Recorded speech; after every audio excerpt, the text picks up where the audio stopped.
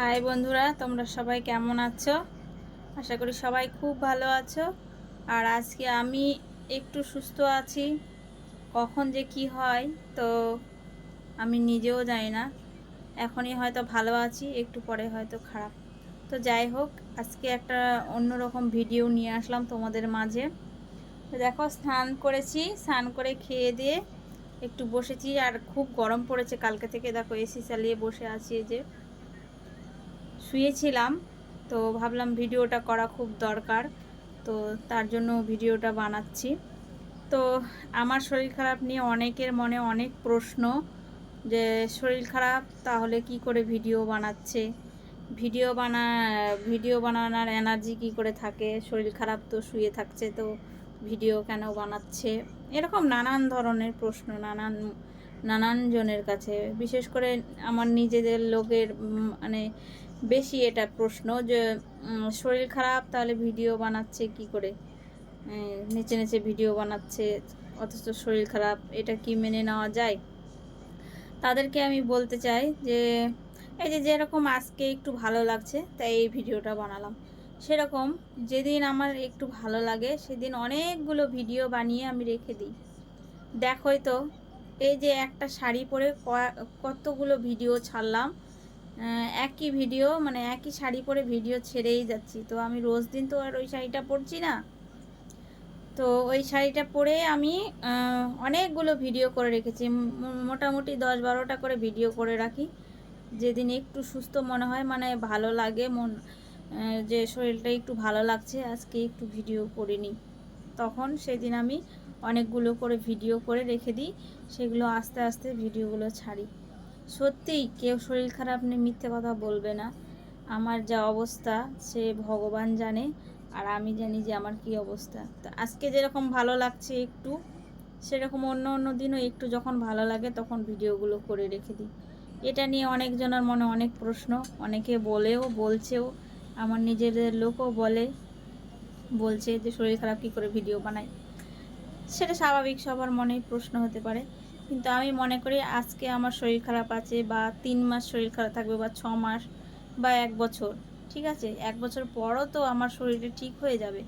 কিন্তু 1 বছর পর আমি এই পেজটাকে যে এত সুন্দর করে গুছিয়ে নিয়েছি, মানে আমি যেই জায়গায় যতটুকুই আমি দাঁড়াই, যেখানে আমি দাঁড়িয়ে আছি, 1 বছর পর কিন্তু এই পেজটাকে আমি আর পাবো না। যেখানে আছি সেখানেও আমি আর থাকবো না।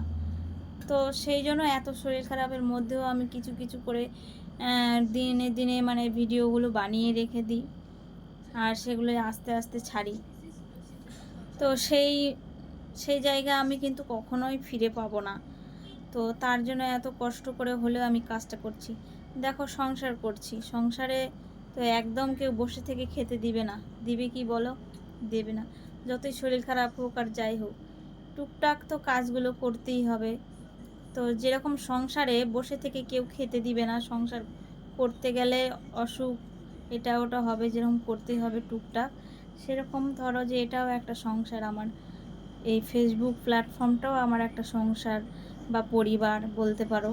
তো সেখানেও যদি আমি টুকটাক করে কাজ না করি, সে কি আমাকে ছেড়ে কথা বলবে বলো?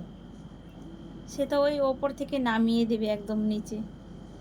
যেরকম সংসারের সময় না দিলে, কাজকর্ম না করলে সংসারে কোনো দাম থাকে না, সংসারের মানুষের কাছে কোনো দাম থাকে না, সেই বাড়িতে কোনো দাম থাকে না, সেই বাড়িতে থাকা না থাকা সমানই মনে হয়।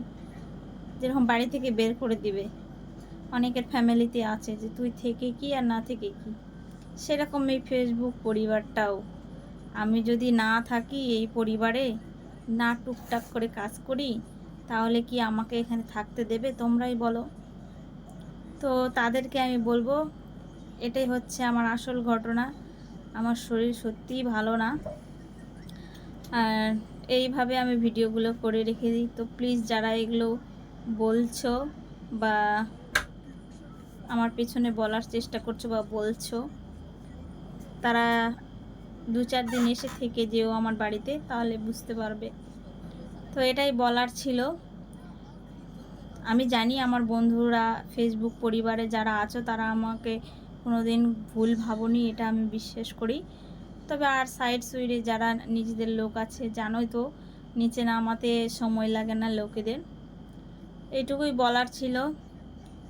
তো যদি কারো এই কথাগুলো খারাপ লাগে তারা স্কিপ করে চলে যেতে পারো আমার নিজেদের লোকেরা। আর যদি ভালো লাগে অবশ্যই বলবে। সত্যিই আমার শরীর খারাপ। তো যাই হোক, টাটা, সবাই ভালো থেকো। আর সত্যি মিথ্যে শরীর খারাপ নিয়ে কেউ কখনো মিথ্যে কথা বলবে না। টাটা, সবাই ভালো থেকো।